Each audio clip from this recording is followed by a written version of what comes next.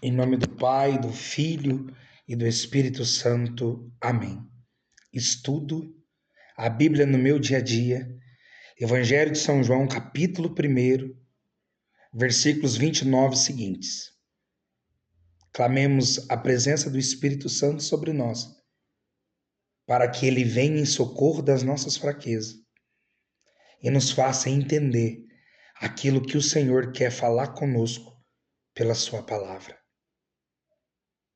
Vinde, Espírito Santo, enchei os corações dos vossos fiéis e acendei neles o fogo do vosso amor, e enviai o vosso Espírito, e tudo será criado e renovareis a face da terra. Oremos. Ó Deus, que instruíste os corações dos vossos fiéis com a luz do Espírito Santo, fazei que apreciemos retamente todas as coisas, segundo o mesmo Espírito, e gozemos sempre da sua consolação. Por Cristo Senhor nosso. Amém. Vamos ler.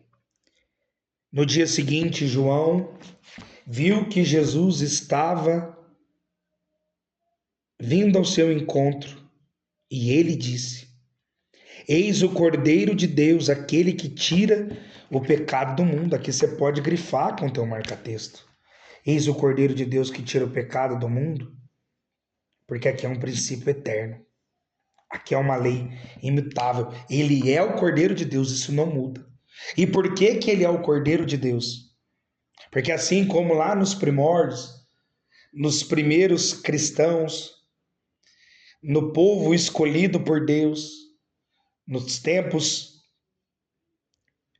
dos profetas, no tempo dos juízes, quando eles cometiam um pecado grave, eles ofereciam o cordeiro em expiação dos seus pecados. E por que que João Batista olha para Jesus e diz que ele é o Cordeiro de Deus? Porque assim como o profeta Isaías vai nos dizer no seu livro, no capítulo 53, do servo sofredor, ele foi levado ao matadouro como uma ovelha e não abriu a boca. Deus enviou seu filho para morrer por mim e para você. Ele imolou seu próprio filho para que eu e você, hoje, podemos ter a graça de sermos salvos e alcançar o céu. Por isso o Cordeiro de Deus, porque ele morre na cruz para nos livrar dos nossos pecados. Então por isso que nós temos todos os dias que renunciar ao pecado, que lutar contra o pecado, porque Jesus jorrou sangue e água naquela cruz, porque nos amou, nos ama e continuará nos amando de forma incondicional, como ninguém nunca vai nos amar. Versículo 30. É dele que eu falei: depois de mim vem um homem que passou à minha frente, porque antes de mim ele existia. Ele já existia. Você pode marcar também o versículo 30, porque ele também é o princípio eterno. O Senhor sempre existia. Porque desde o princípio da criação do mundo, Jesus lá já estava presente com o Pai eterno. Irmãos e irmãs, que palavra linda, que palavra forte. E retomando a palavra de João, quando ele avisa Jesus, que ele fala: esse é o Cordeiro de Deus que tira o pecado do mundo. Eu quero te fazer uma pergunta.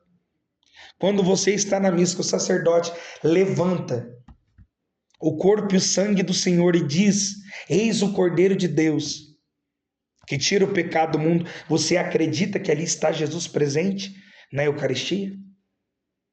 Você acredita que ele tem o poder de arrancar de você todos os teus pecados? Ou, como para muitos, você entra na fila só para cumprir um preceito, só para falar que você estava na fila da comunhão? Ou você realmente acredita que ali está Jesus vivo, presente? Eu também não o conhecia, mas vim batizar com água para que ele fosse manifestado em Israel. Muitas obras de Deus, muitas obras de evangelização o Senhor quer que nós comecemos. para que Ele seja manifestado no nosso meio, para que as pessoas sintam a presença dEle. João ainda testemunhou: eu vi o Espírito Santo descer do céu como uma pomba e permanecer sobre ele. Olha que lindo. Pois eu não o conhecia, mas aquele que me enviou a batizar com água disse-me: aquele sobre quem vires o Espírito descer e permanecer, é ele quem batiza com o Espírito Santo. E aqui também você pode marcar no versículo 33, porque aqui também é um princípio eterno. Porque é Jesus quem batiza com o Espírito Santo. Então, quando você se encontra com o Senhor, você é batizado no Espírito Santo, você é transformado. Você é uma pessoa ungida, você é cheio da unção de Deus. Porque você foi encontrado, você foi batizado pelo Senhor. Eu vi, e por isso dou testemunho. Ele é o Filho de Deus. Olha aqui, versículo 33 e 34. Olha que lindo. 2 princípios eternos para nós. Porque isso não muda. Nós precisamos, meus irmãos, como São João, enxergar o Senhor. E nós temos hoje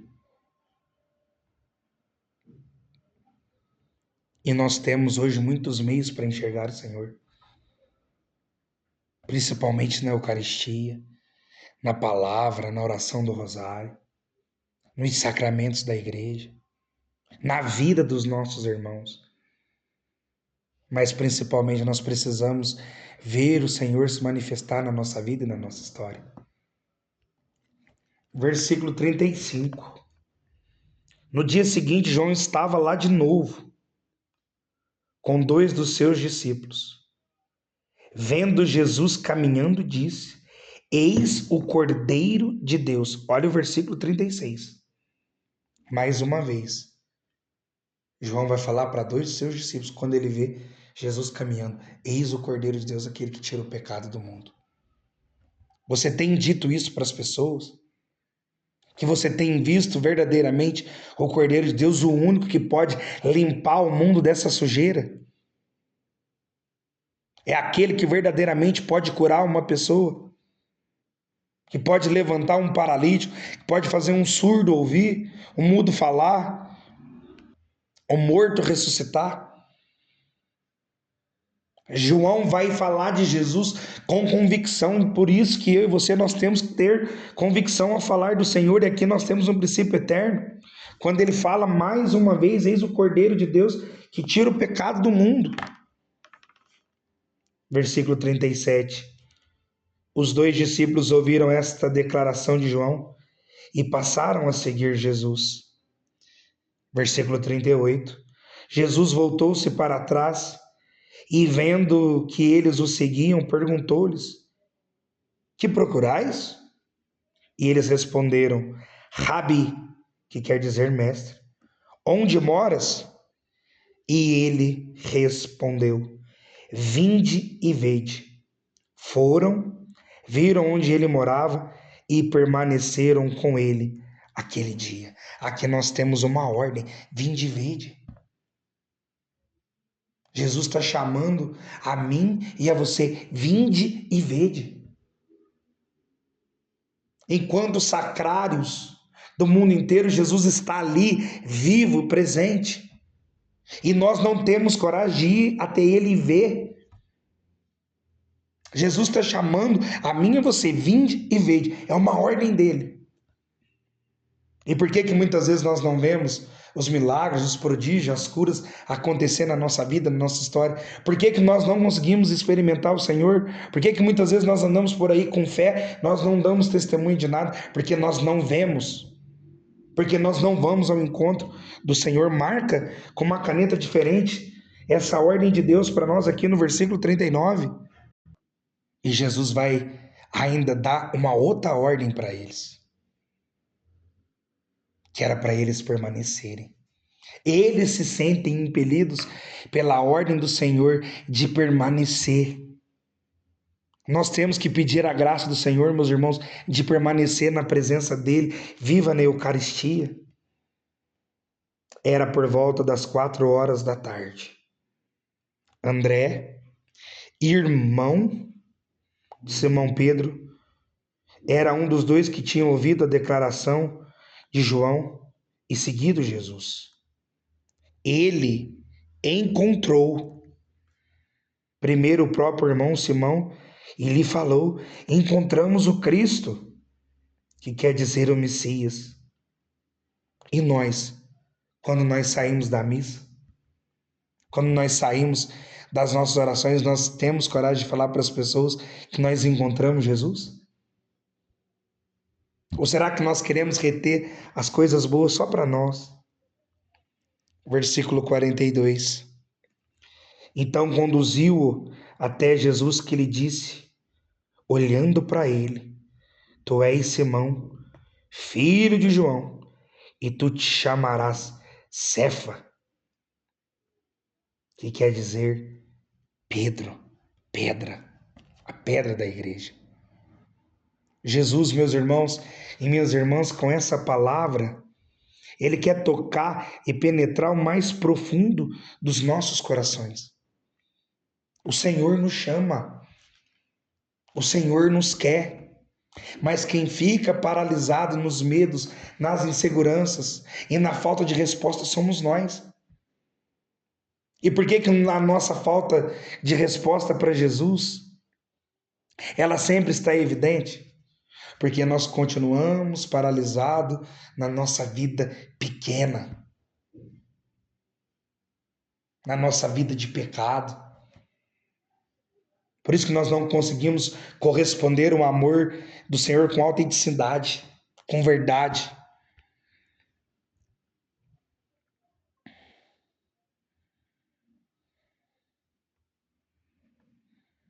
E vai continuar a palavra dizendo para nós, no versículo 43, no dia seguinte ele decidiu partir para Galiléia e encontrou Filipe. E Jesus disse a este: segue-me. Filipe era de Betsaida, a cidade de André e Pedro. Olha aqui o versículo 44 para nós, meus irmãos. Mais uma ordem de Deus: segue-me. Jesus está dizendo para mim e para você que nós precisamos segui-lo. Mas é seguir e permanecer. Não é nas primeiras dificuldades, nas primeiras contrariedades, abandonar o barco, não. Filipe encontrou-se com Natanael e disse-lhe: encontramos Jesus, o filho de José de Nazaré, aquele sobre quem escreveram Moisés na lei, bem como os profetas. Olha a alegria desses homens de anunciar que eles encontraram Jesus. Eles começam a falar para todo mundo que eles encontraram Jesus, e nós temos que ser esse testemunho na vida daqueles que estão nas ruas, na vida daqueles que estão lá fora no mundo, no pecado, que mais precisam de mim e de você, que nós estendamos as nossas mãos para eles. Eu encontrei o Jesus, eu encontrei. Vem você também para você encontrar com ele. E eu tenho certeza que você jamais sairá da presença dele. Natanael perguntou: de Nazaré pode sair algo de bom? E Filipe respondeu: vem e vê. Olha que lindo. Jesus viu Natanael que vinha ao seu encontro e declarou a respeito dele: este é um verdadeiro israelita, no qual não há falsidade.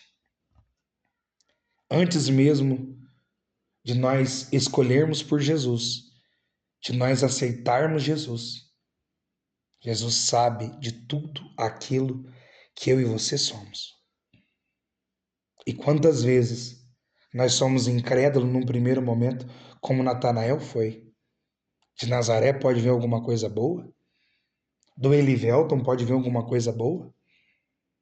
Porque as pessoas, meus irmãos, elas estão acostumadas a ver os nossos erros. os nossos pecados, as nossas quedas. E olha que Jesus não é imperfeito como nós. E mesmo assim as pessoas queriam procurar imperfeição em Jesus. Por causa dele ser de uma cidadezinha pequena, de uma vilinha, vamos assim dizer. De lá não poderia sair uma coisa boa. E pelo contrário, de lá, na simplicidade, veio o Rei dos Reis. E Natanael disse-lhe: De onde me conheces? Jesus respondeu: Antes que Filipe te chamasse, quando estavas debaixo da figueira, eu te vi. E Natanael exclamou: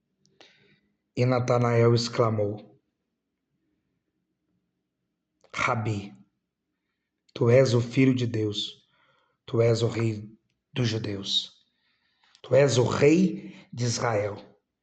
Pode marcar o versículo 49, irmão, porque aqui também tem um princípio eterno.